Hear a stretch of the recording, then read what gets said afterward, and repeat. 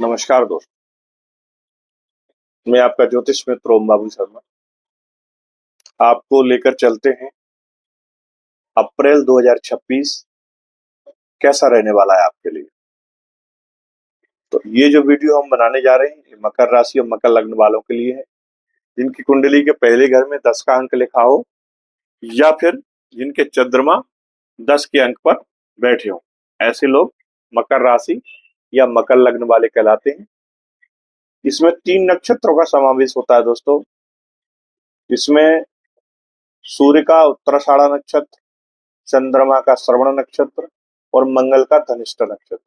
ये 3 नक्षत्रों की एनर्जी के साथ ये मकर राशि बनी होती है और काम करती है। क्योंकि कालपुरुष की कर्म भाव की राशि है, 10th हाउस की राशि है, तो इसलिए जीवन में थोड़ा सा संघर्ष तो रहता रहता है।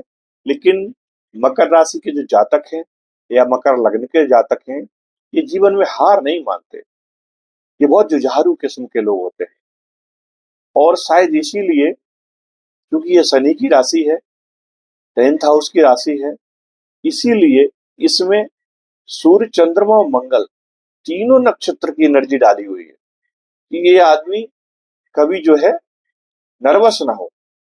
क्योंकि लाइफ में उलट फेर तो होते हैं, उतार चढ़ाव तो आते हैं, इसमें कोई दो राय नहीं है।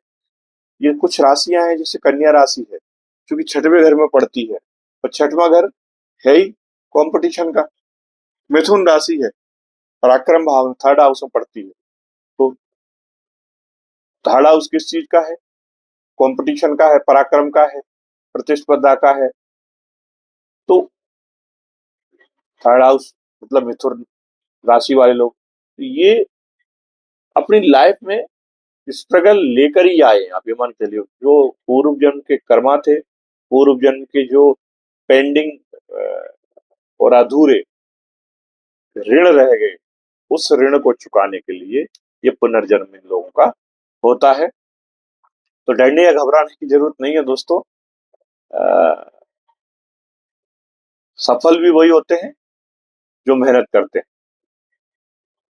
और कहा भी क्या है कि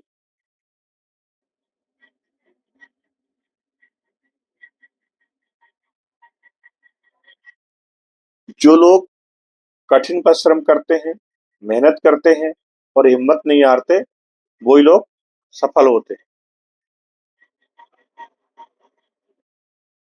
ये जो समय है दोस्तों, अप्रैल का, इसमें जो ग्रह गोचर की पोजीशन होने वाली है, इसमें शनि देव आपके 12th हाउस से गोचर करेंगे, राहु 11th हाउस से गोचर करेंगे, शुक्र भी मीन में, उसके बाद ये मेष में आ जाएंगे, मंगल भी मीन में आ जाएंगे कुंभ से, गुरु अभी मिथुन में है, उसके बाद गुरु जो है पहुंच जाएंगे 7th हाउस में, कर्क राशि में।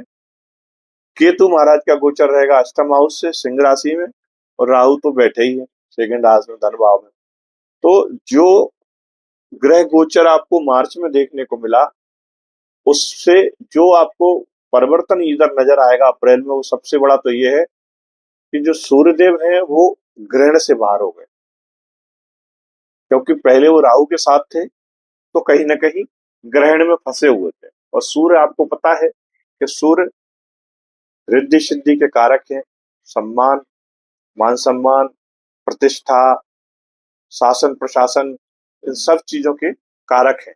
और यदि ये चीजें प्रभावित होंगी, राहु के प्रभाव में आएंगी, तो कहीं ना कहीं आपकी छवि धूमिल होती है। आपकी जो काबिलियत है, कहीं ना कहीं जैसे बदली सूरज को छुपा देती ना, ऐसी राहु के प्रभाव में सूरज के साथ ऐसा हो जाता है। तो इन चीजों से आप मुक्त होने वाले हैं अप्रैल में, ये आपको फेस नहीं करना होगा। तो अप्रैल में जो सूर्यदेव है, उनकी कृपा आपके भाग्य भाव पर आएगी।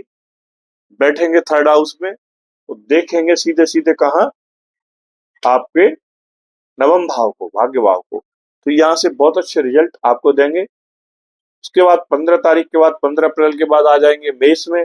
मेष में आकर ये उच्च के हो जाते हैं और देखेंगे सीधे 7वीं दृष्टि कहाँ जाएगी, इनकी पूर्ण दृष्टि वो आपके कर्म भाव पर जाएगी, 10th हाउस पर जाएगी।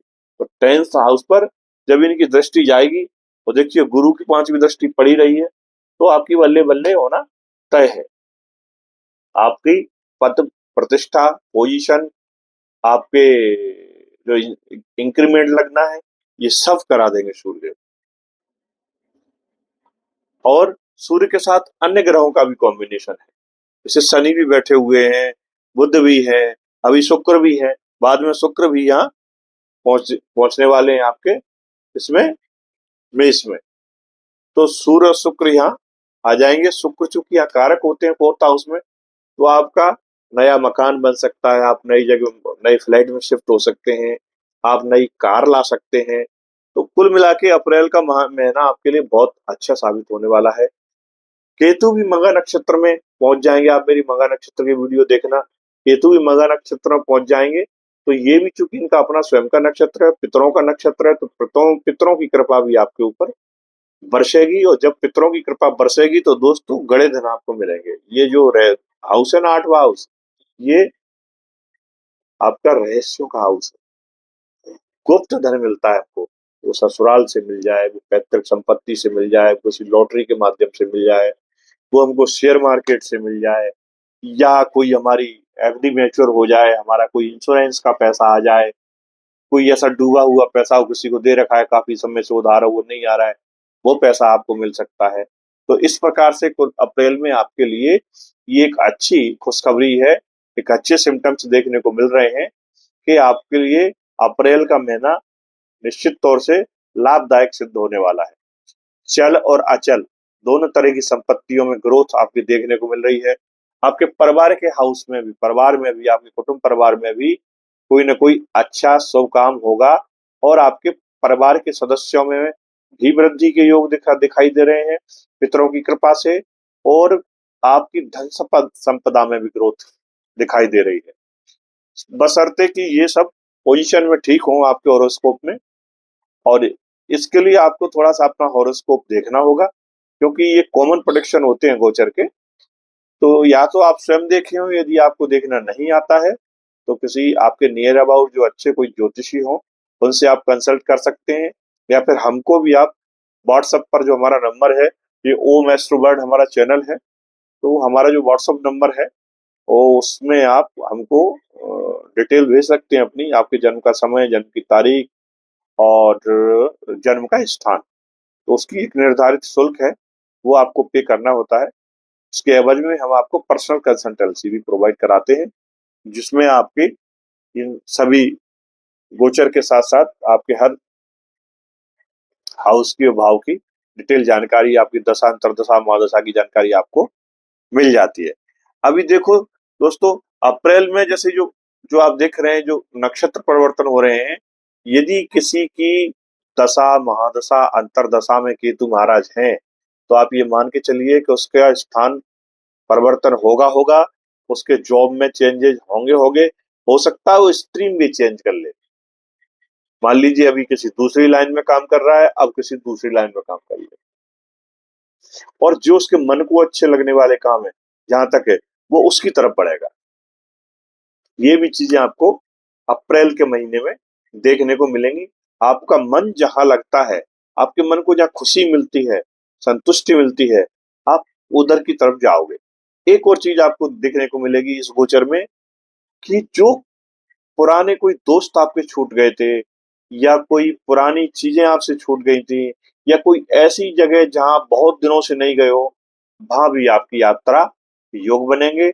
और उन पुराने मित्रों से, पुराने साथियों से, पुराने रिश्तेदारों से मिलने का योग भी आपका इस टाइम में बनेगा बनेगा।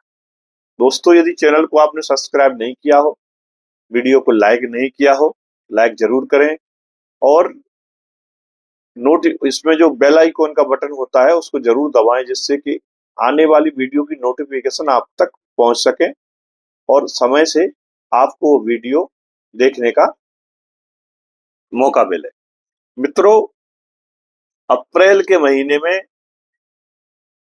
सूर्य चूंकि उच्च के हो जाएंगे, और कहीं ना कहीं शुक्र भी 4th हाउस में आएंगे, और आपके 10th हाउस को देखेंगे। तो 10th हाउस पर जब दृष्टि जाएगी यहाँ से सूर्य की और शुक्र की,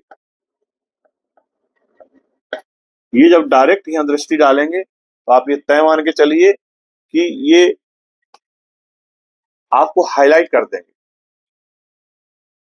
सुख सुविधा तो देंगे देंगे सुख है आपको, लेकिन चूंकि सूर्य की सीधी दृष्टि आपके कर्म हाव भाव पर जा रही है, तो जो काम आप कर रहे थे और पब्लिक की नजर में नहीं आ रहे थे, हाईलाइट नहीं हो रहे थे, वो हाईलाइट हो जाएंगे। इसके अलावा गुरु जैसे मिथुन में है, ये भी आपके यहाँ पहुंच जाएंगे 4th हाउस में। और यहाँ से जब गुरु की सीधी दृष्टि लग्न पर जाएगी, तो आप ये मान के चलिए कि आप पब्लिक के सामने एक फिगर के रूप में उभर के आएंगे, और इधर से आपको पितरों की कृपा मिलेगी।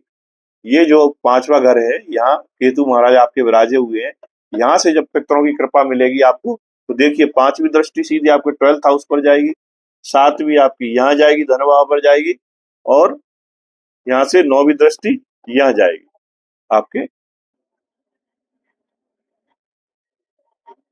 तो 9वीं दृष्टि यानी भाग्य भाव वाली दृष्टि हो गई। तो यहाँ से आपका भाग्य का भी सहयोग आपको मिलेगा, क्योंकि वहां के कारक प्लैनेट्स हमारे शुक्र देव वहां विराजमान है। तो आपको रिनोवेशन हो सकता है आपके घर में, सजावट की चीजें आपके घर में आ सकती हैं, नई गाड़ी आपके घर में आ सकती है। इसके अलावा थोड़ा सा आपको ध्यान रखना है माता जी के स्वास्थ्य का, क्योंकि क्योंकि यहाँ कभी भी क्रूर या पाप ग्रह या गर्म ग्रह बैठते हैं, तो चीजों को प्रभावित करते हैं। वैसे ही कहा गया है कि सूर्य जहाँ बैठते हैं, वहां के जो जैविक कार्यकर्ता हैं उनको जला देते हैं। उन रिश्तों के साथ एक चैलेंज खड़ा हो जाता है आपके लिए। तो माता जी के स्वास्थ्य से रिलेटेड हो सकता है, वहां से आप दूर जा सकते हो, या वैचारिक मतभेद हो सकता है आपका। ये चीजें भी कई बार देखने को मिलती हैं, जरूरी नहीं है ऐसा हो, लेकिन एक संभावना है कि ऐसा भी सामान्यतः, क्योंकि ग्रह का अपना नेचर है, स्वभाव है, देखने को मिल जाता है। इसी प्रकार से 10th हाउस पर दृष्टि है, तो आपके ईगो और एटीट्यूड में भी वृद्धि कहीं ना कहीं होगी। तो वो टकराहट कार्यस्थल पर ना हो, इसका आपको ध्यान रखना है। तो निश्चित तौर से आपको ग्रोथ भी मिलेगी, आपको उसमें पदोन्नति भी मिलेगी, और केतु महाराज आ ही रहे हैं मघा में, तो सिंहासन आपको दिलाएंगे ही दिलाएंगे। तो मित्रों, उम्मीद करता हूं कि मैं अपनी बात आपको शायद समझा पा रहा हूं। फिर भी यदि कोई चीज छूट रही है, आपके एजुकेशन से रिलेटेड, आपके कैरियर से रिलेटेड, आपके स्वास्थ्य से रिलेटेड, या आपके काम से रिलेटेड, लगभग हम सभी पॉइंट कवर करने की कोशिश करते हैं, लेकिन फिर भी यदि कोई रह जाता है, तो आप हमको कमेंट्स में जरूर लिखें। हम यथासंभव आपको उसका आंसर देने की कोशिश करेंगे। दोस्तों, शनिदेव मीन में विराजमान है। शनि की सीधी दृष्टि आपके भाग्य भाव पर पड़ रही है, और भाग्य भाव यानी कि ये किसका घर है? बुद्ध महाराज का घर है, और बुद्ध महाराज स्वयं वहां बैठे हुए हैं, वहां से देख रहे हैं। और ये चूंकि बुद्ध की उच्च राशि है, और ये बुद्ध की नीच राशि है, तो कहीं ना कहीं आपको जो ये यहाँ से देखेंगे अपनी उच्च राशि को, तो भाग्य का भी सपोर्ट आपको करवाएंगे। पर उसके बाद बुद्ध यहाँ आ जाएंगे 4th हाउस में आपके। 4th हाउस में जब आएंगे, तो इनकी सीधी दृष्टि जाएगी आपके 10th हाउस पे, और सूर्य के देव के साथ बैठकर बुध आदित्य योग बनाएंगे। तो आपको वाक चातुर्य और कला कौशल आपको प्रदान करेंगे, जिससे कि आपके अंदर लीडरशिप क्वालिटी जनरेट होगी। थोड़ा बहुत स्वास्थ्य को लेके ध्यान रखें, जैसे कि किडनी से रिलेटेड इशू है, या पेट से रिलेटेड कोई पाचन तंत्र से संबंधित प्रॉब्लम आपको हो सकती है। वाहन थोड़ा सा संभल के चलाएं, क्योंकि केतु महाराज मघा से गोचर कर रहे हैं, और इनका काम है उलट पलट करना। मघा में अगर ये आपको सिंहासन पर भी बिठाएंगे, तो ये भी चीज है इसमें, ये एक, एक पिन पॉइंट रहता है, जो चुभन जिसको कहते हैं ना, वो चुभन भी देते हैं साथ साथ। तो वो कहीं ना कहीं उससे आपको सावधान रहना है। उम्मीद करता हूं वीडियो में दी गई जानकारी आपको काम आए। दोस्तों, ओम एस्ट्रोवर्ड का परिवार धीरे धीरे आपकी कृपा से, आपके सहयोग से, आपके प्रेम से, आपके प्यार से बढ़ रहा है। विस्तार की तरफ बढ़ रहा है। लगभग हम धीरे-धीरे 13,000 सदस्य संख्या की ओर बढ़ रहे हैं। तो मैं आपसे उम्मीद करता हूँ कि आप इसी तरह से अपना प्यार हमें देते रहें, तो हमारा भी मोटिवेशन बना रहेगा और हम आपको अच्छी-अच्छी जानकारी वीडियो के माध्यम से देते रहेंगे। मित्रों, जो आपको सावधानी बरतना है और जो पूजा करना है, इसमें मैं आपको बता देता हूँ। एक तो गणेश अथर्वशीर्ष का पाठ आपको करना चाहिए। एक अमावस्या के दिन आपको पीपल के पेड़ के नीचे घी का दीपक लगाना है, क्योंकि मघा से गोचर कर रहे हैं केतु। सफेद रंग का झंडा वो आप गणेश मंदिर पर या आपके पितरों, जहाँ की कुल देवी कुल देवता है, वहां जरूर आप इस ड्यूरेशन में चढ़ाएं। और सूर्य भगवान को सुबह सुबह अर्घ्य दें और अर्घ्य देने के साथ साथ ओम गणेश सूर्याय नमः ये मंत्र का जाप करें 11 बार। और संभव हो सके डेली नहीं तो इतवार के दिन, रविवार के दिन सुबह उठकर आदित्य हृदय स्तोत्र का पाठ जरूर करें। दोस्तों, सूर्य को जो जल दिया जाता है वो सुबह सुबह दिया जाता है, प्रातः काल उषा काल के समय दिया जाता है। सूर्य की रोशनी तेज न हो, सूर्य जब लाल कलर में होता है और उसके बाद फिर क्या होता है, वो मंगल के परिणाम देने लगता है। इसलिए वो पूरे तेज में आ पाए उसके पहले हम ब्रह्म मुहूर्त, इसीलिए कहते हैं ना कि ब्रह्म मुहूर्त में उठिए और सूर्य को देव को प्रणाम करिए। तो आप ब्रह्म मुहूर्त में नहीं उठ पा रहे हैं तो कम से कम 8 बजे के पहले पहले सूर्य देव को आपको अर्घ लगा देना चाहिए। उम्मीद करता हूं दोस्तों वीडियो काम आए आपके। अप्रैल का माह आपका शुभ निकले, ऐसी उम्मीद के साथ मैं अपनी वाणी को विराम देता हूँ। मिलते हैं अगले वीडियो में अगले विषय के साथ। तब तक के लिए नमस्कार दोस्तों।